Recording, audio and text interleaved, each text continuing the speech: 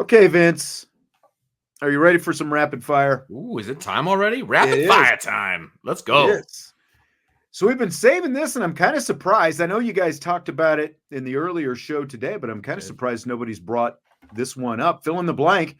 Notre Dame unveiled its Shamrock Series uniforms for the Yankee Stadium game against Army today, and those uniforms are blank. They're growing on me.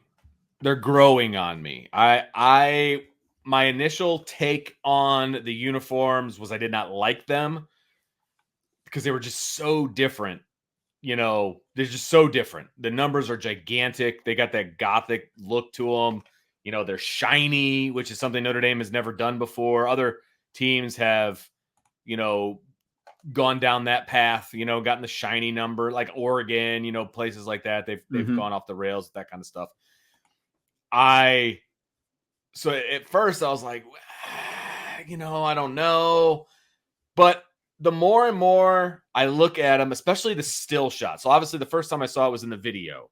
I was like, but there's a lot of purpose behind them. I do like the blue-gray color. I like the gold.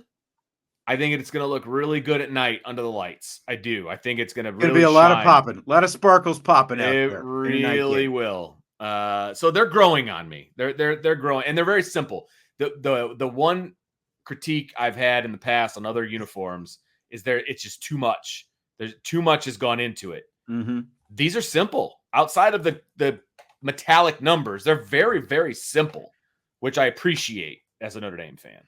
What's interesting, Jesse and I were talking after they did the release video yesterday saying, like the teaser video saying that, we're going to unveil them tomorrow and all that different kind of, we were trying to guess what they might be. His first instinct was green. And I said, well, if they go green for this game, they're probably not going to have, like a home green game this year. Right. Now this doesn't guarantee that there will be a home green game, but like if you were going to do it against Florida State, the odds they were going to wear green two different times were pretty slim. We were talking about, obviously the last time they were at Yankee Stadium, they did the pinstripe pants and the darker helmet with, like the circle logos on the side and stuff like that. Wasn't a fan of those. And I thought, well, are you going to try to go, is it going to be more another New York Yankees theme? Is it going to be some kind of nod to the Four Horsemen, some kind of combination? And like I said, they did pinstripes before. Would you go with an all gray? And I wasn't sure that they would go with an all gray. Technically, they didn't. They went with blue gray is what they call it. Blue gray sky is the color of this. And I like these on the social media, the little descriptions that they put in there. Yeah. They said the blue gray sky is a direct reference to Grantland Rice's outlined against the blue gray October sky, the Four Horsemen rode again. And I like that, though. I'm going to say I like these a heck of a lot more than I thought I was going to like something that is all gray. And especially like when I read this description, I love the nod to the Four Horsemen and the blue-gray October sky and the fact that they essentially came up with their own color for that. When I first looked at these uniforms without reading any of these descriptions, when I looked at the numbers, I was like, man, that's kind of a Gothic number. And then you scroll through and it's like, that was on purpose. That's on purpose as well. Gothic font numbers inspired by Gothic type on the newspaper mastheads. They call it a modern take on a classic style. I like these, like I said, I like them a heck of a lot more than I thought that I would. I like the sparkle and the pop on the numbers. The only thing as a broadcaster that I would say, like when I'm thinking of, like if I was up in the stadium and I'm trying to call a game for this, that font on those dark uniforms might be a little bit hard to read. Yeah. But now they don't care about that when they're designing this stuff. But I'm just saying, like, as my critique as a broadcaster, that would probably be it. But I think they pop. I like the gold. I like the gold, monogram ND on the sleeves. They didn't change the helmet, which is a bonus. Right. I think the helmet is going to shine like the numbers shine, which I think is going to be an interesting combination.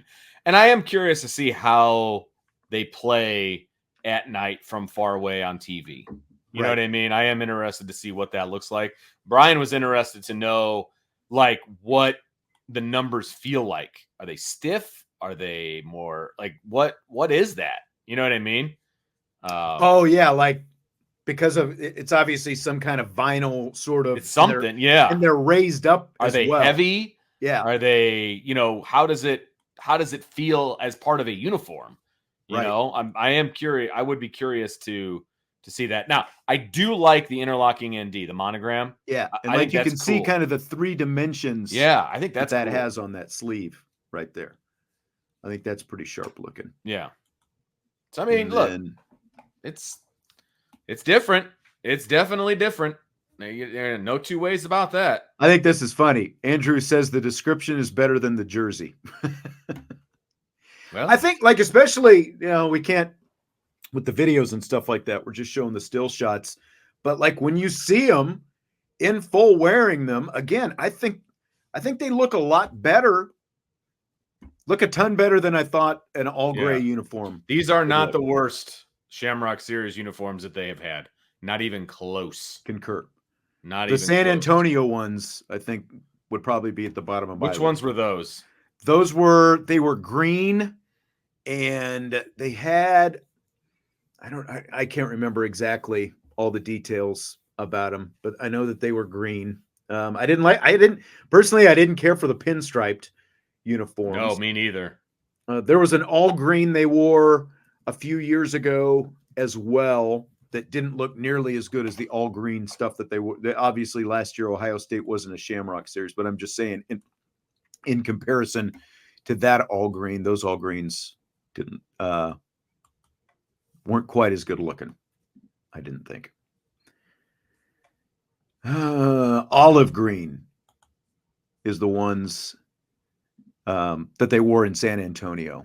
Okay.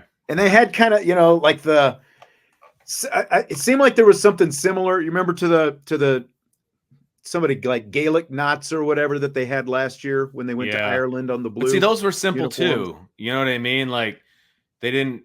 Yeah, those were much more simple, which I appreciated. Mr. 2.0 said the split helmet was bad. You remember that? That's the one awful. that they wore against Miami. Now you were down there on the field when you saw it. Like, did it look as bad down on the field? Yes. Did it? Bad. I did not like it at all. Did not like it. I know I've got pictures of those. Tommy says I'm nuts. I'm sorry. Like, I like the contrast of this gray, and especially when you think about, like if I just looked at them, I probably wouldn't have fallen in love with them. But again, like when you hear like why they're doing this, like the blue gray and the 100-year anniversary of the Four Horsemen. Remember, that's part of why they're going there to Yankee Stadium is the 100-year anniversary Army and the Four Horsemen and the whole thing. And then you throw in sort of the modern touch with that gold that they've got on there.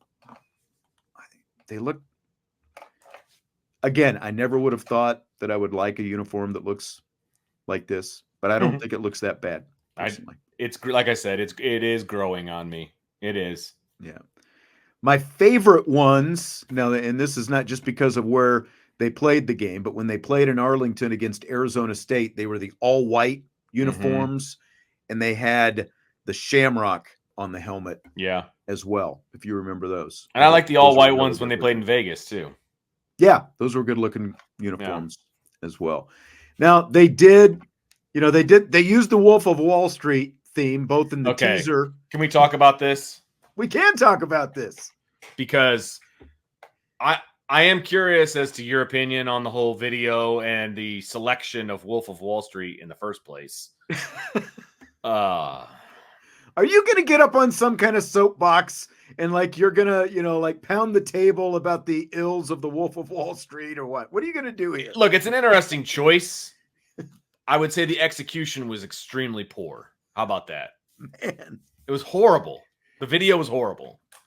It looked like an afterthought. The video seemed like an afterthought. They did it in the offices of, Notre Dame. And it was just like, there was no lines by any of the players. They're just all standing there in button-down shirts. It's just Marcus Freeman screaming. Like it doesn't, if you didn't know the Wolf of Wall Street, you would have no idea that that's what they were trying to spoof. True. You've seen the Wolf of Wall Street though, right? I have. Marcus Freeman yelling into the microphone and then beating himself on the head with it, and then it was just not doing good. the Leo, with the jutting teeth coming out. I thought it was funny. I thought it was entertaining. You know, was it their best effort compared to what they've done the last few years? Not even. See, that's the other thing. They set the bar very, very high, and they didn't even come close to those other movies that they've done, or whatever you want to call them. I mean, honestly, I feel like Sloppy Joe might have hit it on the head. Vince is just mad that they didn't do a Top Gun homage. And I mean, let's be honest. Top Gun, much more recent, at least Top Gun Maverick, much more recent. Maybe it'd be harder to get like a, plane. Like I get that, I just look, they flew out to Vegas for one, obviously, right? Which was pretty cool. They didn't fly anywhere for the Jerry Maguire one, but at least they went to somebody else's apartment and made it look like something. Like it was just, I don't know. I feel like it was an afterthought. Like, oh crap, we got to pull one of these videos together. And they just like did it last week, and they did it in like a day. And I don't know. It's funny because there are some people who are ticked off at the fact that they're even doing a video, let alone Wolf of Wall Street. Like I love the videos. You shouldn't be spending time doing these stupid videos because you can't sign a 5-star receiver. And you haven't won a playoff games. It's like, it's like the whole, like players shouldn't be going out to dinner, with their family after a loss, like something like you that. Mean? Oh, here we go. Surge. Kind of glad the production quality isn't high. Means more effort was spent on something that affects on-field performance, hopefully. Yes, because putting together this video in early July is going to take away from on-field performance in August and September and October. Guess how many people that actually have any effect on on-field performance should they not go to class then? Should they not go to class either? Because they're diverting too much time on going to class when school starts, and they should be spending more time focusing on football. Right. It's a terrible argument. First of all, I'm sorry, Serge, but it's a terrible argument. The people that are putting together the video have nothing to do with on the field performance. That's the video crew. It's the person who says they directed it is the head of communications with the press. Like they have nothing to do with what actually happens on the field. So they dropped the ball with the quality of the video, but that has nothing to do with the rest of it. Look, 3/4 of the people that were in that video were walk-ons who are going to have zero effect on the quality of play on the field. Because when I was looking in the crowd of guys around Freeman, I was like, man, it seems like there are a lot of walk-ons in this video. And then in the one today, you did see, at least like Riley Leonard and Jordan Botelho and some of the other guys. Right. But the majority of them were all walk-ons. But see, here we go. Tom is saying, you're Notre Dame, damn it. Stop the goofy gimmicks to appease kids. But then you're the first one to bitch about the fact when those kids don't come to Notre Dame from a recruiting standpoint. Right. So when they're going to LSU and Alabama and we're at USC, then what? What's the answer then? Yeah. Do you need to do more to appease them? Like where's the midpoint in there? Right. It's 2024. It's not 1950. You have to do things to appease kids because they're kids and they like shiny, glittery things. That's exactly right.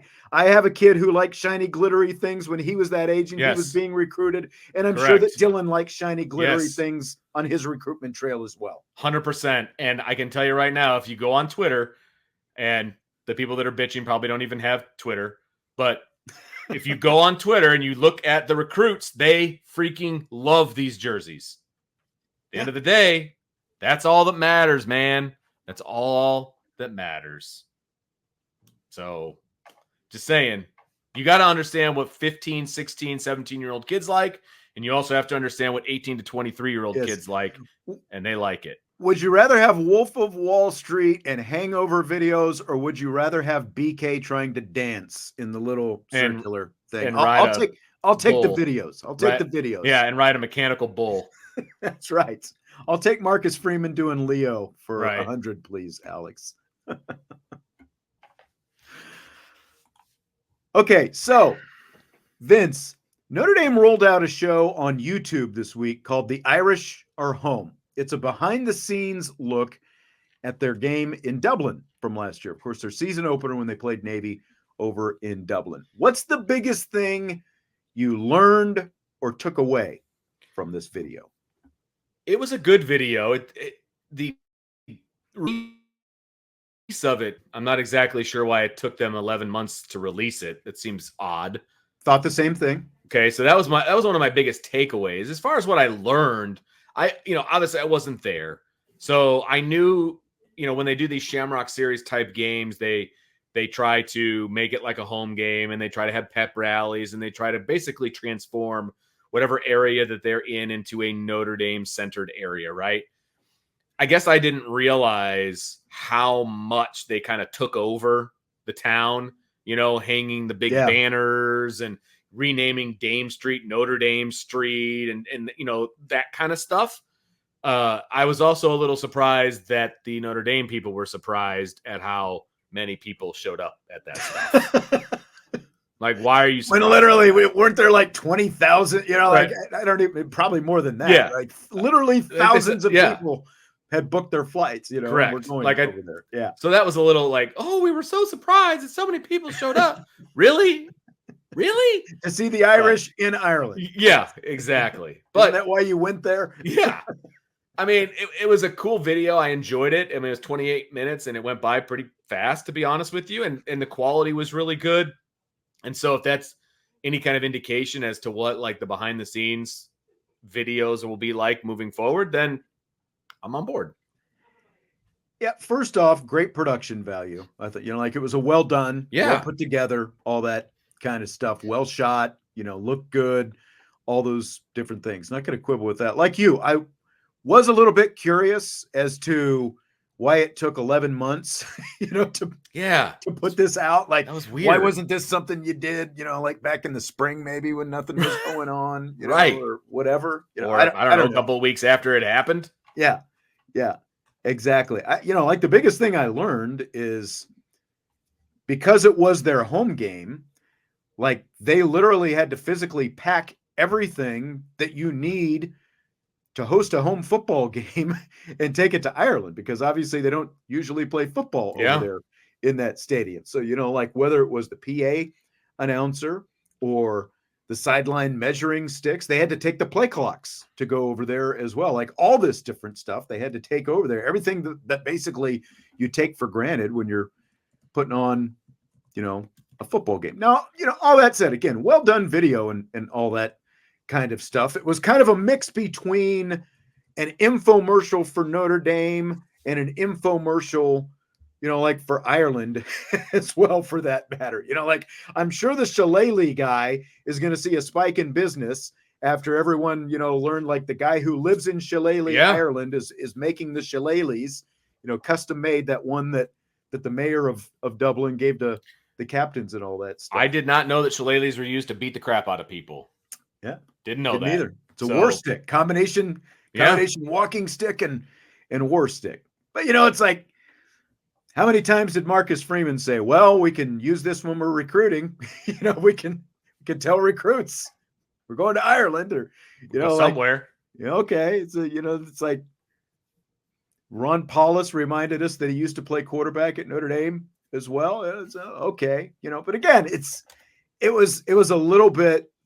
It was cool to see some of this stuff, like you said, having not gone there, sort of the takeover that they had of Dublin. But at the same time, it was just like a very, there was nothing extra, I think, that we took from this other than it was a cool experience. Notre Dame got to go to Dublin, and Notre Dame really liked it, and they'll do that kind of stuff again. And Marcus Freeman can use it as a recruiting tool, Yep. We got to see little touches of his Wolf of Wall Street speech, in the locker room, I guess. Otherwise, I guess he loves the locker room hype. Yes. So fall training camp starts 1 week from today for Notre Dame. And of course, Notre Dame used to hold media day before training camp pretty much every year. They've done away with that. And instead you get the Marcus Freeman / player trips to New York, where they do the the interviews on ESPN and all that kind of stuff. My question for you, Vince, do you miss having a Notre Dame football media day? The media day thing was a little bit of a dog and pony show, but you know where I'm going with this. Back in the day when you had media day, they actually served you lunch and they had like a whole thing, which was cool. How did I know? I told you. How did I know the food? You set it up. Things. You set it up for this. You set it up for this. But anyway, it's fine. It is what it is. They're doing like this little get together, next week where it's kind of like a media day, but more it's a media day for like media day without SIDs. People to interview. Yeah, I don't know. I'm not totally upset that I won't be able to make it to that, but I am missing out on lunch. So there is that. Yeah, I don't miss media day because it was like, especially as someone who's done more radio, / this, podcasting over the course of my career. Now there's more writing, but like when you would go to media day, like you said, they would have your lunch and all those different kinds. Yep. There was, it was kind of an all day thing. I mean, it was. Yeah, I mean, you were there for a while because you'd get you'd eat first. Mm-hmm. You'd get the Brian or whatever head coach's press conference. Kelly, Charlie Weiss, Kyren Williams, whoever it happened to be, you'd get the press conference, and then after the head coach's press conference, they'd bring in just a slew of players and pretty much most of the assistants, and they'd have them spread out depending on if it was in the press box or sometimes it was in the Joyce. It's been in the Loftus before, all these different places. It's been in the Goog before, and it's like they'd be sitting at different tables, and you just bop around and try to get as much as you can. Like what I found was like when they did it that way,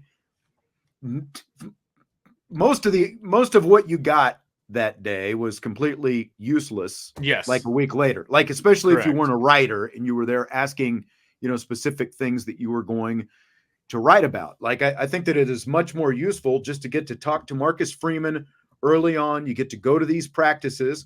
And as we see at least pieces of different practices over the course of training camp, they bring out the players and the assistants, and we get to talk to them as camp goes along. So we kind of get different updates, how things are going, and different perspectives about camp and all those different kind of things. So I think it's much more useful the way they do it now compared to the old way. I think we get a lot better, more up-to-date information doing it like this as camp goes along, rather than just like, here's 4 quarterbacks on day 1 when you haven't even got to see them take a snap yet. So yeah. Hey, I will. Maybe that was inside baseball, but but here's the thing: you're the one that has to write stories, and you're the one that has to get these interviews, and you're the one that's on the, you're on the level of doing all that. I don't have to do that, and so it makes total sense coming from your perspective, and that's the only perspective that matters in this, particular situation. I suppose so. Fill in the blank. Former Notre Dame and current Los Angeles Rams running back Kyren Williams, coming in at number 78 on the NFL's top 100 players list, is blank. Totally unexpected 2 years ago. I mean, he was an afterthought going into the season where he ended up being the starter at Notre Dame. Then he goes out and was, basically an overachiever all year long. I mean, he was great to watch. He was fun to watch. He worked his butt off. He was a great leader. But I think a lot of people would say he overachieved in his career at Notre Dame. And then he goes to the NFL and he ends up being the NFL's leading rusher. It's like, what? It's just totally unexpected, but totally awesome for him. And it just proves to you that hard work pays off, because I guarantee you he works his butt off on a day in and day out basis. For sure. He was selected at pick number 164 in his draft. He barely played as a rookie. He would get some. Now, he was injured a little bit as a rookie, I think, as well. But he barely played. He goes from that to second team All-Pro last year and over 1,100 rushing yards and 12 touchdowns. I mean, he had a better year last year for the Los Angeles Rams, 1,144 yards, and the best season he had over a 12-game span at Notre Dame. And you're right. Like, he's just kept working towards it. And to see him come in at number 78, because like we talked about Julian Love showing up on this list yesterday, and to a pretty big degree. That was fairly unexpected, I think, because he hadn't shown up in his first 4 years in the NFL. And then all of a sudden, boom, here he is. He shows up at number 95, and now Kyren Williams at number 78. And you're talking about a couple of guys who have just kept working and kept getting better. So it's pretty cool to see Kyren Williams show up this high on the list at number 78. I was not expecting to see Kyren Williams show up. I'll tell you that much. But I guess I really wasn't thinking, like when you think about the season he had, it's completely deserved. I just, completely off my radar because he wasn't anywhere on there last year. Fill in the blank. Former Notre Dame women's basketball player Lauren Ebo making the Nigerian Olympic women's basketball team is blank. It's awesome. It's awesome because, Notre Dame has former players on the United States team. He has a former player on the current player on the Canadian team, and then a former player on the Nigeria. Like, just Notre Dame has a ton of athletes at the Olympics, which I think is awesome. The fact that I think 4 total women's basketball players are on the list. 5. Is it 5? You got Prosper and Ochanwa on the Canadian team, and of course Prosper is the current player. I forgot about Ochanwa. Yeah. Jewel Lloyd, Jackie Young on the U.S. team, and now you got Lauren Ebo on the Nigerian team. I mean, that's awesome. It obviously speaks to the depth of the women's basketball program and everything that they've done. But what an awesome experience and what an awesome honor to represent your country. I mean, I can't wait for the Olympics. I am so freaking fired up for the Olympics, man. Friday can't get here soon enough. I think what's cool about the Olympics too is like, no, disrespect to basketball, but it seems like going into the Olympics, it's always basketball that kind of gets the headlines. Is this team going to underachieve? Right. And all these different things, especially on the men's side. But once the Olympics actually start, there's all these guys and men and women you've never heard of before who ultimately become the stars. Because like even Michael Phelps, like before he became Michael Phelps, he was like just this swimmer who obviously people in swimming circles knew, but the rest of the country didn't. And then he explodes to fame on the Olympic stage, So that's what's cool about the Olympics to me. You're absolutely right. And like, as for Ebo, like the fact that they've got 5 Olympians now, that's awesome. The Notre Dame women's basketball team is just insane. And she kind of came out of nowhere as well because she's from Washington, D.C. And I think this is one of those, know how some of these, like a parent is, like these smaller countries, there's some kind of lineage. And so, you end up on the team because they need some better players and stuff like that. But it's really cool. And Nigeria and Canada are in the same group over there with Australia and France as well. So on August 4th, which is not this weekend, but next weekend, Ebo will go head-to-head with the Canadian team. Ebo and Nigeria against the Canadians, Ochanwa and Cass Prosper. So that'll be pretty cool. Nice. And then hopefully one of those 2 teams gets out of pool play and maybe they play the United States. I don't know if the score would look that great, but you could have some other Notre Dame head-to-heads out there. That'll be pretty cool as well. So new Indiana football coach Curt Cignetti came in the door with his guns blazing earlier this offseason. When he was asked how he's going to sell his vision to recruits, Cignetti said, quote, "It's pretty simple. I win. Google me." Wow. End quote. He also said, IU is going to play in the Big Ten championship game this year. Do you buy or sell Cignetti ever getting the Hoosiers into the Big Ten Conference championship game? It is a gigantic sell. It's never going to happen. You're at IU and your conference just got harder. So you didn't have a chance before the conference expanded, and now you've added teams that are going to make it even harder for you that have bopped you even lower in the standings. I'm pretty sure the preseason Big Ten poll just came out, or the rankings, and Purdue and IU are second to last, very last. So very low. It's never going to happen, dude. Like, I appreciate the fact that you are super positive and you are, who you are. That's awesome. But come on, man. Like, reality has to set in at some point. you can be enthusiastic about your football team and not sound like a moron. Like, that's possible. Like, that's totally possible. He said they're going to play in the Big Ten championship. Right. Like, game come this year, on, too. man. Like, I coached for plenty of teams that sucked. Okay. And there's certain things you can pull out of games and you can pull out of the preseason that can get you excited and you can be as positive as anything. But not once did I ever like, we're going to win the conference championship knowing the other teams that are in the conference. Like, that's just not, that's not smart coaching, because your players aren't idiots either. They're going to be like, okay, coach, got it. We're going to set yourself up for a big fall when you're not even a 500 team and you're talking about playing in a conference championship. Yeah. You lose credibility, in my opinion, to be honest with you. Like, how about you set your sights on winning the Old Oaken Bucket before you set your sights on winning the conference? Yeah.